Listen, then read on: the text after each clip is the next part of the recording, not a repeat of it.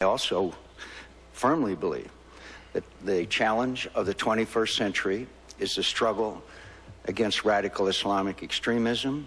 It was a transcendent issue. It is hydra-headed. It will be with us for the rest of the century. I have served my nation and my country and the people of this country for all of my adult life. I am the most prepared. I have been involved in these issues. I've served this nation in the military and in the Congress, and I'm the best prepared and equipped and need no on-the-job training to meet that challenge. You have also addressed the issue of Iraq probably more, as much as, if not more, than any other candidate. And I want to turn to that as well, because we did a poll of Iowa voters, as you saw, and we asked the voters there for questions. We got more questions on Iraq and the war than any other single subject. Here was one of them. Hi, I'm Jill Hupker from Grinnell, Iowa. My question is, if you were president, what would be your strategy for ending the war in Iraq? Congressman Paul, what would it be? Just come home. We just marched in. We can just come home. We went in there illegally. We did not declare war. It's lasting way too long. We didn't declare war in Korea or Vietnam. The wars were never really ended. We lose those wars. We're losing this one. We shouldn't be there. We ought to just come home because it's...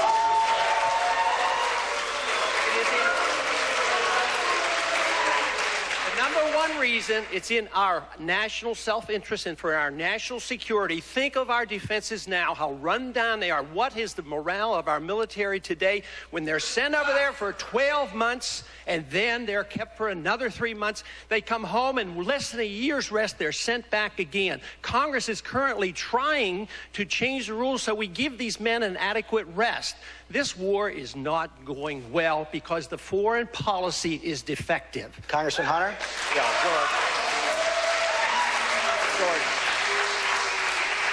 George, I've been here before. I was here when we stood up to the Russians in Central Europe when they were ringing our allies with SS-20 missiles.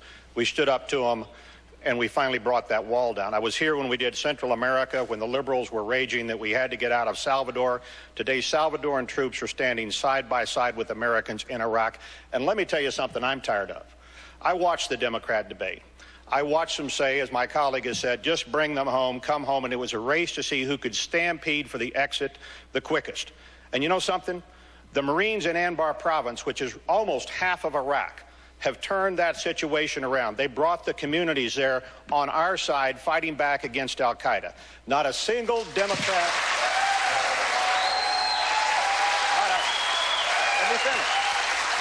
Let me finish. Not a single Democrat candidate paused in their rush for the exit to say to our Marines, good job. You guys are fighting and achieving with blood, sweat, and tears what this country needs. We've got our best military leadership in Iraq right now. We are standing up the Iraqi military, the 129 battalions. When they are stood up, when they're reliable, battle-ready, they rotate onto the battlefield, they displace American heavy combat forces. That's the right way to leave, not a stampede. Congressman Hunter, thank you. So we've got the polls of this debate, Governor Huckabee. I'll come back to you in a second. We've got the polls of this debate. Congressman Paul says come home. Congressman Hunter says we've got to stay. Is there a middle ground in this debate? Certainly there's a middle ground, George, and the middle ground is that we win this war and we do it with honor.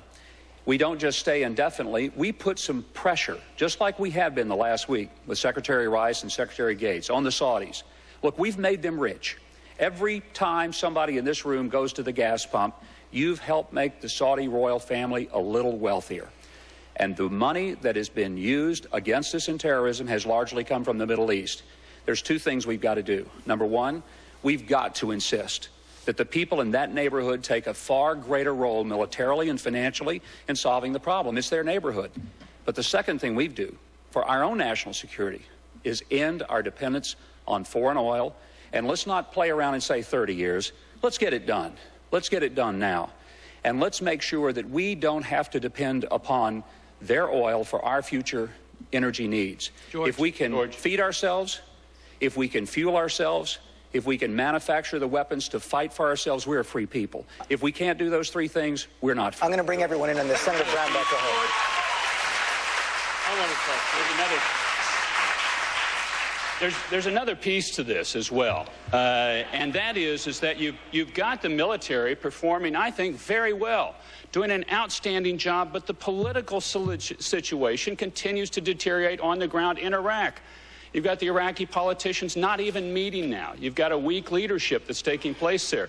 I think the key missing element here is political resolve on the ground. We need a political surge like Thomas Friedman has written about.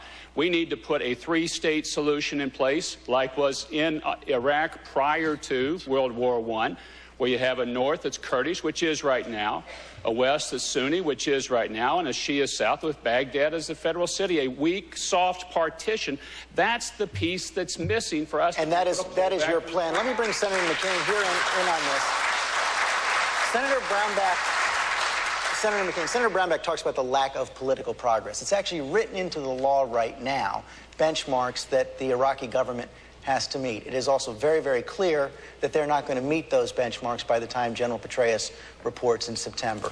If they fail to meet these benchmarks, which are written into the law, will you still continue to support the surge? Of course. They are making progress, and we are winning on the ground. And there are political solutions being arrived at all over Iraq today, not at the national level. I'm disappointed, of course, that the Maliki government has not done what they need to do. But I'll tell you, it's not only in the national interest of the Iraqis, it's an American national interest. We are winning. We must win. If we lose, there'll be catastrophic consequences and genocide, and we will be back. This is a seminal moment in American history. We must succeed. There will be a big debate coming up in September on the floor of the Senate. We will win that debate because the American people understand the consequences of failure. Mayor Giuliani. Morale is winning. We must win, and we will not set a date for surrender as the Democrats want us to. Mayor Giuliani, is there any difference? Is there any difference between you and Senator McCain on this issue, or would you also continue to support? I just noticed the question before. Senator McCain said something in 4 Democratic debates. Not a single Democratic candidate said the word Islamic terrorism. Now, that is taking political correctness to extremes. It really is. So now, the reality is that you do not achieve peace through weakness and appeasement. Weakness and appeasement should not be a policy of the American government. We should seek a victory in Iraq and in Baghdad, and we should define the victory.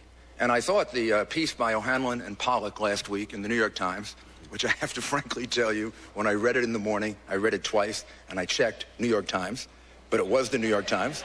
It was. And it said, we just might win in Iraq. Now, why we would want to retreat in the face of at least some empirical evidence that General Petraeus But that's military progress, no political progress. You'd continue to support the surge even if there's no political progress. The reality is that if we can bring stability to Iraq, and we can give them a chance to develop stability, that's what we should be trying to accomplish. This is part of an overall terrorist war against the United States, and that's why I noted Senator McCain's statement about Islamic extreme terrorism. This is part of an overall war against us by the terrorists. It's a battle in that war. America should win that battle, and winning that battle is to have an Iraq that helps us against the Islamic terror. Governor Romney, are you, Mayor Giuliani, and Senator McCain all in the same place right now in Iraq? I think we're pretty much in the same place. It is critical for us to win this conflict. It is essential, and that's why we're going to continue to pursue this effort, and we're going to get a report from General Petraeus on the success. And I agree, the Brookings Institution report over the weekend was a very encouraging indication that we're making progress. That's great news. At the same time, you look at that Democratic debate, I had to laugh at what I saw Barack Obama do. I mean, in 1 week, he went from saying he's going to sit down, for tea with our enemies, but then he's going to bomb our allies. I mean, he's gone from Jane Fonda to Dr. Strangelove. We're going to get to that. We're going to get to that in a little bit. Let me continue. Hold on. I have more time. Let me continue. I want to make one other point, and that is, while we're waking up here in the United States and thinking about our barbecue in the afternoon and what's on TV, what baseball game is on, there are a lot of families in this country, hundreds of thousands of people who are waking up wondering whether their loved one is still alive. We have families who made a huge surge of sacrifice to support this surge, And it's time, in my view, for the people of America to show a surge of support, including our leaders in Washington, for these families and for the troops. Let's get behind them and give them everything we have, our prayers.